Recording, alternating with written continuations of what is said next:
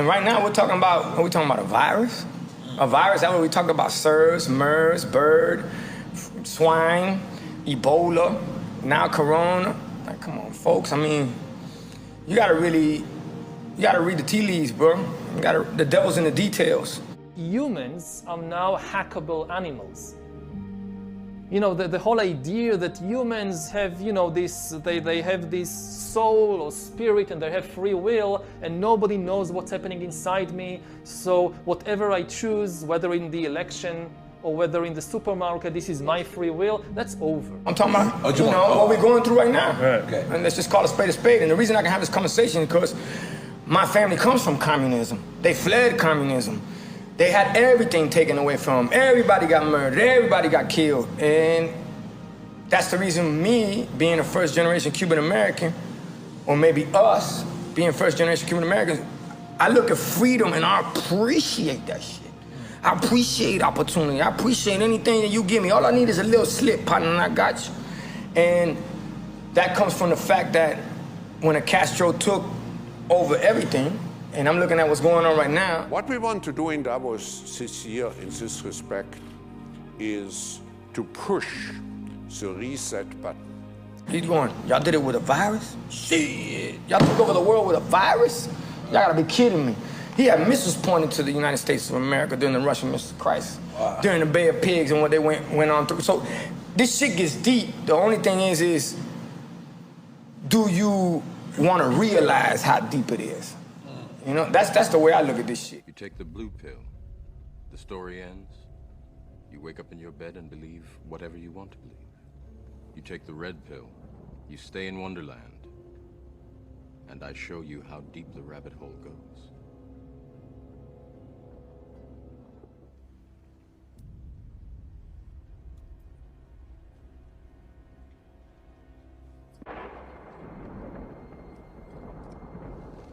Follow me. And even going into this, I don't know if y'all know about this, but might as well put it out there, especially in y'all show, because y'all got folks that need this more than anybody. We all need it. There's a rehearsal that went on before this whole shit. Is called Event201. October 18th, 2019, this shit came out. It was ran by the Johns Hopkins University, which is in cahoots with Bill Gates, Melinda Gates Foundation.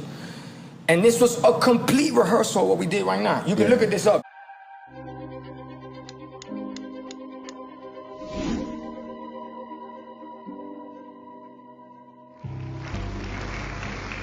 Today, I will be your master of ceremonies for Event201.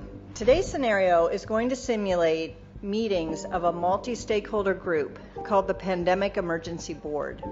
This board has been urgently convened by the World Economic Forum.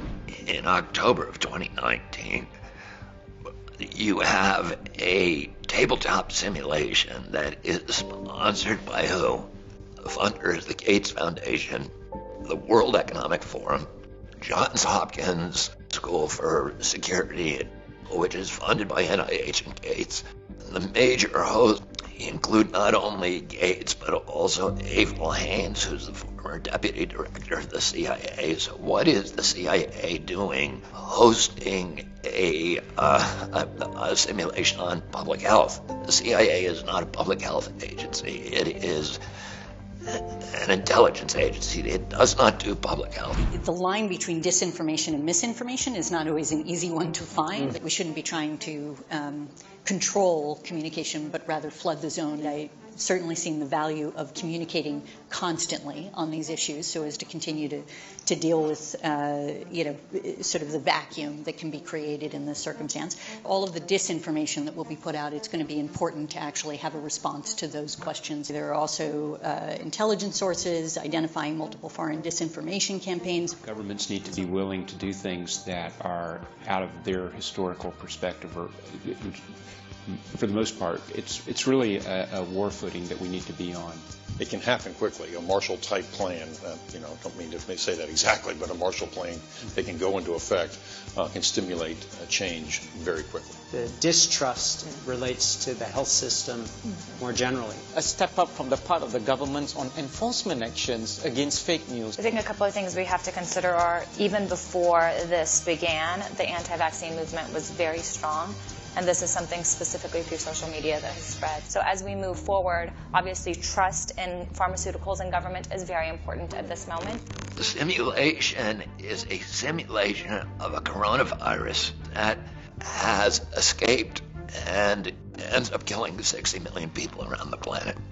The Chinese government knew of the escape of the virus by September 12, 2019. Curiously, who is there is George Gao, who was the head of the Chinese CDC. At that time, George Gao almost certainly knew the coronavirus was circulating. Infected people got a respiratory illness with symptoms ranging from mild flu-like signs to severe pneumonia. The sickest required intensive care. Many died. It's spreading rapidly throughout local communities. International travel has turned local epidemics into a pandemic spanning the globe. There are now more than 30,000 reported cases. Experts warn this may be just the beginning of a global problem. More than half of the recognized cases have required hospital care, creating a huge strain on healthcare systems. The fatality rate is about 10%. Because it appears the virus is readily transmitted through the air from person to person, essentially all people are susceptible. Experts agree unless it is quickly controlled, it could lead to a severe pandemic, an outbreak that circles the globe and affects people everywhere. 2 to 4 times more lethal than the 1918 influenza pandemic, the worst pandemic on record. Even so, some people only exhibit mild flu-like symptoms, not requiring treatment in a hospital. Alarmingly, those people are able to walk around and spread the virus, not realizing they are doing so. Even worse, international travelers have been arriving at their destinations symptom-free, but within a matter of hours, becoming ill. Travel-related cases have blossomed into outbreaks in a number of locations and have quickly grown faster than health authorities could respond and contain them. I'm joined by immunologist Dr. Yvonne Bello and Dr. Rhea Blakey, an epidemiologist, both highly respected in their fields. Researchers are working on a vaccine. Even if we discover a good vaccine candidate, we're starting from scratch, and it takes time to test safety and efficacy, typically years. We simply cannot rely on these old timelines and processes. With enough money and political will, anything is possible. Our U.S. affiliate has just released polling results on public expectations for a vaccine. A majority of Americans expect a vaccine to be available within 2 months, and 65% of those polled are eager to take the vaccine, even if it's experimental. In related news, a significant demand for personal protective equipment like N95 masks and gloves are on the rise due to the pandemic. However, globally, hospitals are running low. Additionally, other critical medical supplies such as saline and antibiotics are dwindling.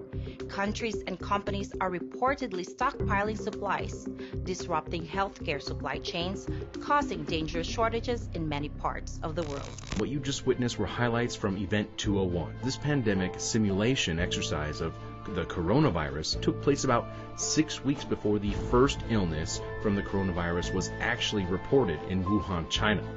Now, this simulation also includes news reports, which were fabricated just for this exercise.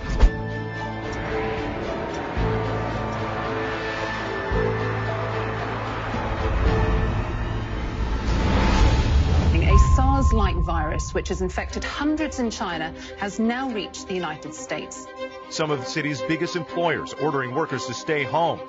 We have already started at the NIH and with many of our collaborators on the developing of a vaccine. So therefore, you have a segment where it says segment financial, what we gonna do, segment travel, what we gonna do, segment what we gonna do when it comes to online. And it said if anybody is not a part of the narrative, we're gonna take it off online, which to me smells like communism. Right. You feel me?